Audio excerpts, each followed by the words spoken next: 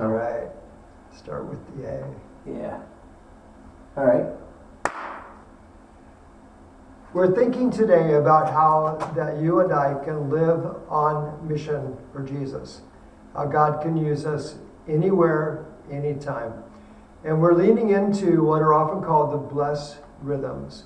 And as an acrostic, we could begin with the idea that B stands for begin with prayer. L is for listen, E is for eat, S is for serve, and the second S is for story. And this one has two parts. Learn to share your story and learn to share the story of Jesus. Now, when you share your story, I would encourage you to be able to share your story in about 45 to 60 seconds. You have as long as you have their interest. When you see them start to kind of look around, or maybe they're hoping you'll hurry up, you know you kind of have said about as much as you can say. But remember, your story is powerful. In a courtroom, it's the eyewitness story that usually wins the case. And so people are not going to debate something that happened to you, especially if you don't say it has to be the same for everyone. Just tell your story. Simple and easy. I encourage you to think about one particular phrase.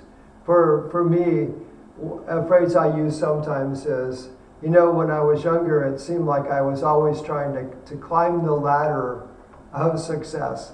Like whatever was in front of me that was something that was a challenge, I wanted to succeed and I wanted to conquer that. And it was just kind of the way that I was living my life. And so then if I'm going to unpack my story, I'll often talk about how in the early days that played out, that I wanted to compete and be on sports teams.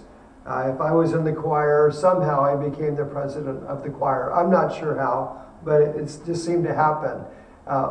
If I was in a job, I wanted to do the job the best I could, and I noticed that there was this drive to my life. But two things happen with that are interesting. And this is probably where you want to provoke something in the heart of the person who's listening to your story to make them want a bit more. One was that often when I got the things I was looking for, it wasn't all that fulfilling. And I kept telling myself there must be something more.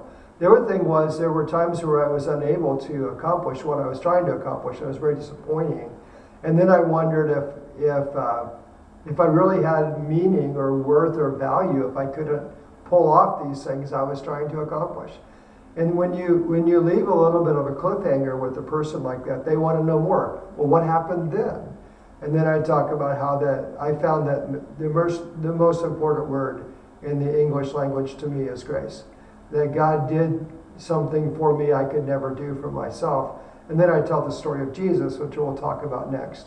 But you can set up the story of Jesus by telling your own story well and telling it shortly, telling it briefly, and then leave them wanting more. In fact, it's good to ask them, when you've talked about your life, be like, hey, what were some of the things that were important to you? Or like if you were going to pick a word that summarized your high school days, what would that word be? These things start conversations, especially if you're listening in a non-judgmental way. I would encourage you as you're sharing your story to not act like it has a hook in it for someone. Because God doesn't take every conversation we have from A to Z. Sometimes the conversation just goes from A to B. And the next time you talk, it goes B to C and C to D. And sometimes in between those conversations, there's the living of life where maybe the person begins to open up to you and tell you their story. That's when it gets really good. So just because God gives me an opportunity to share a little bit about my story, I don't naturally assume I'm going to go all the way to the finish line and tell them about Jesus. I want to be open to telling the story of Jesus, but I don't assume that it's going to happen in every case. So sometimes I'll leave a little bit hanging out there to see if they want to talk more. I might even ask them if they have a little bit more time or if they want to talk more, because if they say yes, then they're giving permission for you to have a larger conversation. And if they act like they don't, you don't want to be trying to do something they don't want you to do anyway. So learn to tell your story.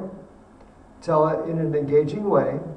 Leave some cliffhangers in there, if you will. And then let it be a setup for more conversation, potentially even for telling the story of Jesus. Whenever I go to the story of Jesus, I usually think about this as a setup for it. I'm going to talk about what happened in my life before Christ. I'm going to talk about how I accepted Christ and what that was like. And then I want to talk about how my life changed because of accepting Christ. So learn to tell your story. Tell it often. Practice it with someone if you need to. But then as you have opportunity, invite the Holy Spirit to open doors for you to tell your story to others, and start doing it often. The more you do it, the easier it will get.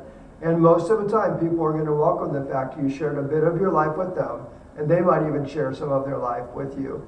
Maybe it leads to the ultimate story.